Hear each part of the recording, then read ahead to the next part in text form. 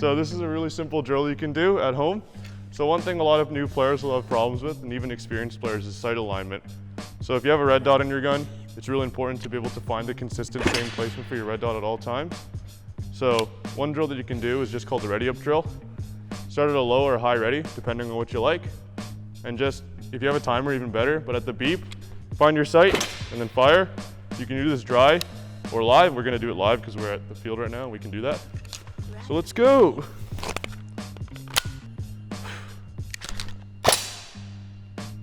Hold, and then reset. So a good idea too is to always practice actuating your safety. Just good practice when your gun leaves your hands or leaves your line of sight, turn the safety on, especially with guns with, like mine, very sensitive trigger. Just prevents any accidental firing. Let's try from the low ready. One more. Let's do one more just for fun. Cool. So that's a really important drill. You can really think of it as, let's say someone is coming around you at a corner and you have your gun down. The faster you can get your gun up on target to shoot them, the faster you can obviously save you and your teammates' lives, in game obviously. Another drill we can practice is incorporating that drill with a transition to a sidearm. So this is a TM pistol. Mr. Gaston, I know you're watching. Let's put that away. So one, transition to pistol, one, and now let's bring the rifle back up and let's do an admin reload from like a workspace kind of region. Let's try this.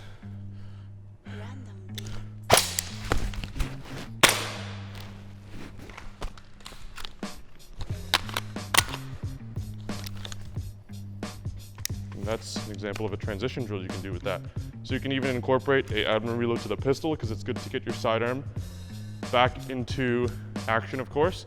And another great thing is it just gets you to know your kit. That's why I like these transition drills quite a lot.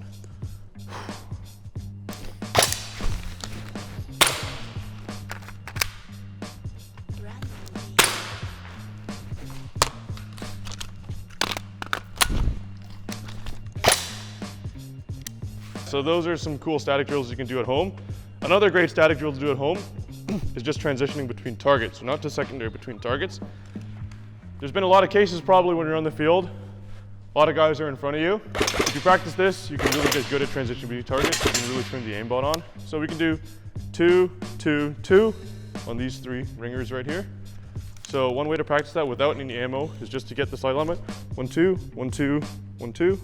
And always remember that eyes lead and the gun follows. So if you were to look at me in slow-mo, my gun's up, my eyes are already looking at target 2, and then my eyes are already looking at target 3, and it's on 3. It's not just like this, because if you do that, you can really overshoot your target. You can really either pull far or not pull far enough. Use your eyes as a reference point to where you're shooting, and then usually things work out pretty easily from there. Assuming your gun's properly zeroed and everything like that, your gun should basically just shoot itself. You just need to point the gun in the direction that it's shooting at and pull the trigger, and you should be good to go. So let's do this. With live fire, of course.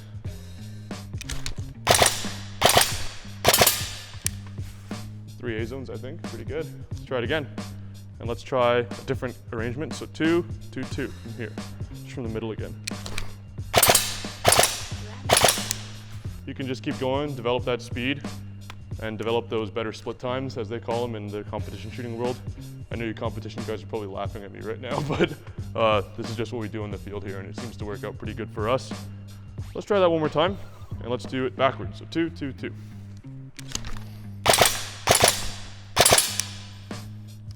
So a bit of trigger freeze on the last one, but managed to get pretty much all A-zone hits, and thanks to the tracer, you can really see where you're hitting. So those are some drills. So we can do that, and we can incorporate some movement in that for the next one. So what we can do is we can start from this line here, and thanks to our new range here, you have these lines you can work with, and you can use pylons.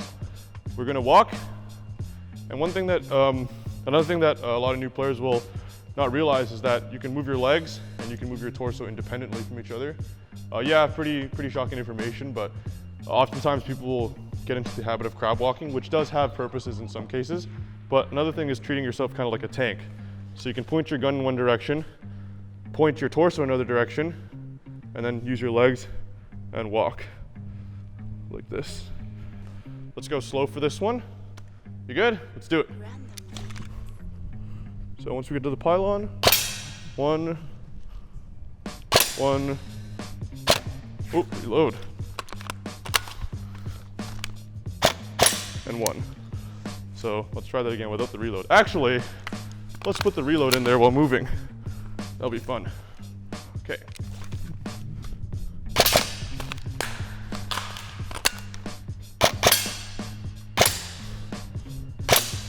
Cool. So there's some cool drills you can do at home. We're testing the cool new Airsoft tracers that Vince has brought from us from TA. These guys are pretty sweet. They have the Knights Armaments trades on them.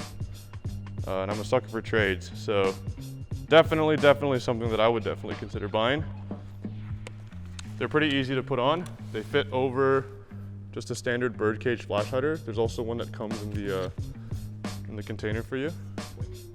Yeah, and it has a little set screw too, so you don't have to worry about twisting it on and off if you want that.